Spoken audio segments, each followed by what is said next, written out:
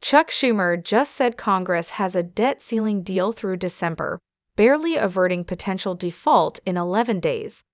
Senate Majority Leader Chuck Schumer of New York said on Thursday Congress has reached a debt ceiling deal to prevent default through early December. "We have reached agreement to extend the debt ceiling through early December, and it's our hope that we can get this done as soon as today," the Democrat said. A vote is expected later in the day. A Senate aide familiar with the agreement told Insider it would raise the U.S. borrowing limit another $480 billion, a figure that the Treasury Department projected would allow the U.S. to finance its debt until December.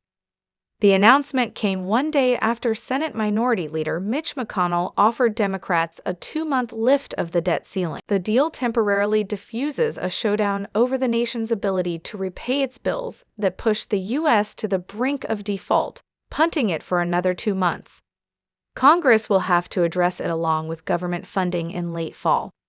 Republicans obstructed Democratic efforts to raise the debt ceiling, setting off a fierce political clash that brought the U.S. to the brink of default in 11 days. Senate Minority Leader Mitch McConnell of Kentucky chiefly led the GOP drive to block lifting the debt limit, arguing Democrats had to assume the burden of financing their planned social safety net spending. They shot down 2 measures to lift the debt limit since early last week, but Democrats argued both parties had a duty to repay the nation's bills, particularly after Republicans and Democrats piled on another $8 trillion to the national debt under the Trump administration. The Kentucky Republican appeared to blink after Senate Democrats seriously considered blowing a one-time hole in the filibuster to raise the debt limit and avoid a default with potentially calamitous consequences for the economy. Some Democrats said they believed the December deadline offered from McConnell was an intentional maneuver to jam them, as the parties tries to mold President Joe Biden's economic agenda into law.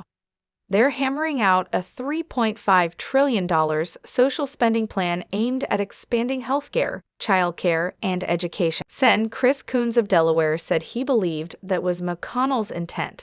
Of course, he told Insider, "Republicans are trying to slow down the legislative agenda and make it harder to actually get things done." Leave comments below.